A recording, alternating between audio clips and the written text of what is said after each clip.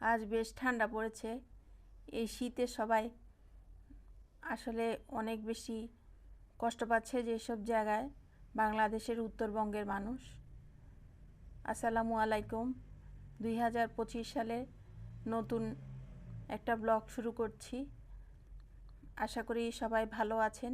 সবাইকে নতুন বছরের শুভেচ্ছা এবং সবার জন্য নতুন বছরের প্রত্যেকটা দিন শুভ হোক এই কামনা নিয়ে আজকের ব্লগটা শুরু করছি। যারা আমার ব্লগ দেখেন তাদেরকে অনুরোধ করব আমার ব্লগের মধ্যে একটা লাইক দিয়ে ব্লগটা দেখা কন্টিনিউ করবেন। ব্লগের কোনো অংশ ভালো লাগলে ফ্রেন্ডস অ্যান্ড ফ্যামিলির সাথে শেয়ার করবেন। আর আপনার ভালো লাগা মন্দ লাগা আপনি কমেন্টস করে জানাতে পারেন।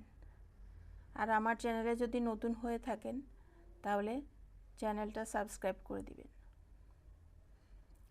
যেটা বলছিলাম 2025 সাল দেখতে দেখতে মানুষের জীবন থেকে একটা একটা করে বছর শেষ হয়ে যাচ্ছে। প্রত্যেকটা মানুষের জীবনের আয়ু কমে যাচ্ছে। তারপরেও মানুষ বেঁচে থাকে আশায় ভরসায় যে প্রত্যেকটা বছর যে বছরটা গত হয়ে গিয়েছে তার পরের বছরটা যেন মানুষের জন্য ভালো হয়, কল্যাণকর হয় এবং প্রত্যেকটা দিন যাতে মানুষের জন্য সুন্দর হয়।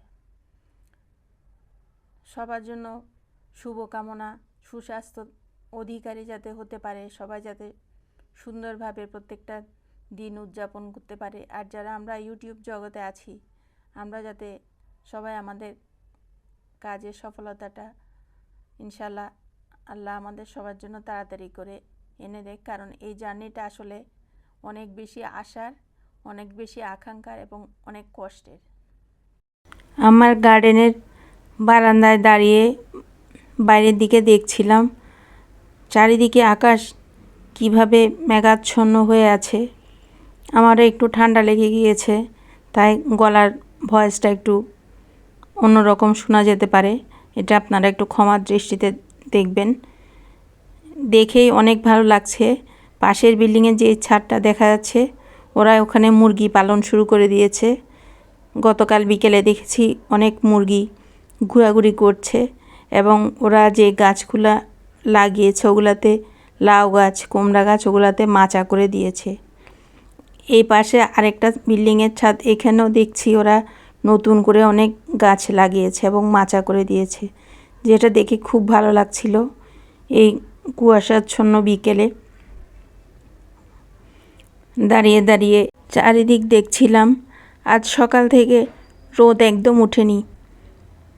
তারপর আমার এই গার্ডেনের নয়নতারা ফুল গাছটার পাতাগুলা অনেকগুলা পাতা হলুদ হয়ে গিয়েছে। এগুলা ছিঁড়ে ছিঁড়ে টবের মধ্যে ফেলছিলাম। এগুলা পচে হিউমাস সার তৈরি হয় যতটুকু আমি জানি। গাছটা অনেক পুরনো হয়ে গিয়েছে। গাছও জানিয়ে দিচ্ছে যে সে যে পুরনো হয়ে গিয়েছে আবার নতুন করে গাছ লাগানো দরকার। তাই পাতাগুলাকে যতটুকু পারি ঝাঁকড়া দিয়ে ফেলে দিচ্ছিলাম, কিছুটা হাত দিয়ে ছিঁড়ে ফেলছিলাম। দাঁড়িয়ে দাঁড়িয়ে দেখছিলাম। এই যে আমার করলা গাছ, যেটা বারবার আমি আপনাদের সাথে আমার ব্লগে শেয়ার করেছি। ভেবেছিলাম অনেকবার তো করলা নিয়ে ভাজি করে খাওয়া হয়েছে, করলা পাতার ভর্তা খাওয়া হয়েছে, এবার করলা গাছটাকে ফেলে দিয়ে অন্য গাছ লাগাবো। যখনই এরকম ভাবি তখনই দেখা যায় নতুন করলা আসে, নতুন ফুল আসে। ওটা আমাকে জানান দিচ্ছে এখন ওটাকে গাছ কেটে ফেলে দেওয়ার সময় হয়নি। ওটা আমার বাগানে আরও কিছুদিন থাকতে চায়, তাই আবার রেখে দিলাম কিছুদিনের জন্য। দেখা যাক কতদিন এই গাছটা রাখতে পারি, কতদিন করলা ধরে। আবার দেখলাম বেশ সুন্দর হয়ে গিয়েছে, সজীব হয়ে উঠেছে। 2 দিনের ব্লগ আপনাদের সাথে শেয়ার করছি। এটা হচ্ছে 31শে ডিসেম্বর। আমরা সবসময় নতুন বছরে ভালো রান্না করি। আমাদের একটা ধারণা বা বিশ্বাস যে সারা বছর ভালো খাওয়া যাবে। আসলে এই চিন্তাধারা মানুষের এখন অনেক পরিবর্তন হয়ে গিয়েছে। মানুষ এখন প্রতিদিনই ভালো রান্না করে ভালো খায়। তারপরে আমি বছরের শেষ দিনেই ভালো রান্না করছিলাম। দেশি মুরগি দিয়ে মুরগির কোরমা করছি, একটু সবজি চাইনিজ সবজি রান্না করে নিচ্ছি।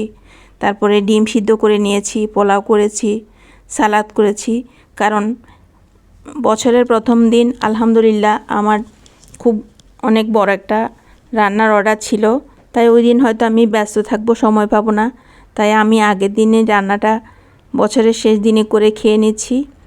অর্ডারে যে খাবার ডেলিভারি দিব তার থেকে কিছুটা আমাদের জন্য রেখে দিব। এখানে রোস্ট বা কোরমা যেটাই হোক রান্না করতে যা যা মশলা দিতে হয় সব কিছু আমি দিয়ে কষাতে দিয়ে দিয়েছি। তারপর অফ ক্যামেরায় মাংসগুলাকে আমি একটু লবণ দিয়ে ভেজে নিয়েছি। আমার কাছে চিকেনটা লবণ দিয়ে একটু ভেজে রান্না করলে খেতে ভালো লাগে।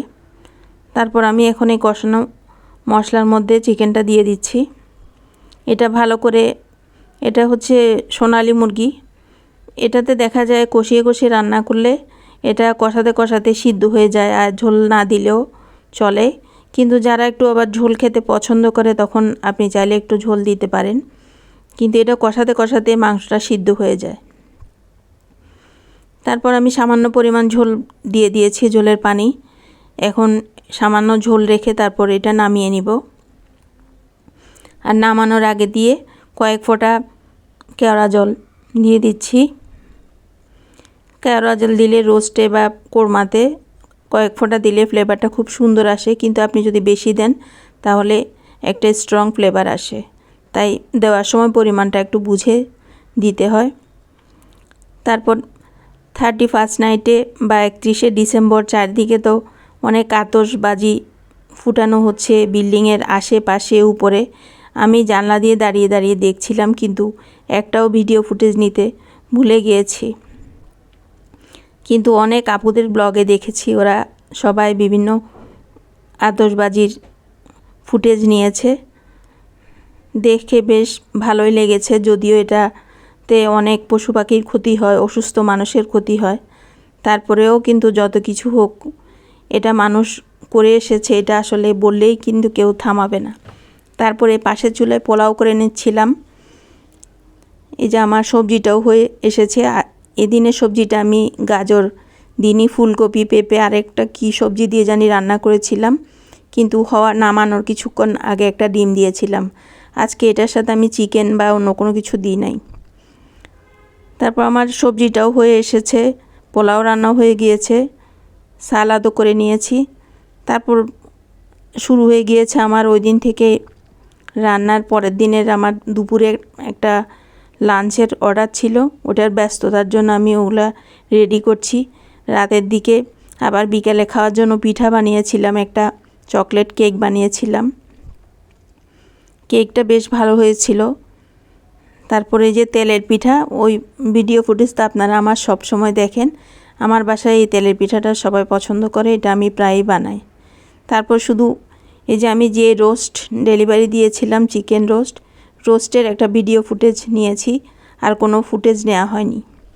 31শে ডিসেম্বর আর বাইরে যাওয়ার সময় পাইনি। 1 তারিখও আমি দুপুরবেলা অনেক ব্যস্ত ছিলাম, সন্ধ্যার পরে একটু বাইরে গিয়েছিলাম, গিয়ে হালকা পাতলা একটু স্ন্যাক্স খেয়েছি, একটু আইসক্রিম খেলাম, যাতে বছরটা সুন্দরভাবে কাটে। সবার জন্য সুন্দর দিনের প্রত্যাশা আজকের ব্লগটা শেষ করছি। আল্লাহ হাফেজ, আসসালামু আলাইকুম।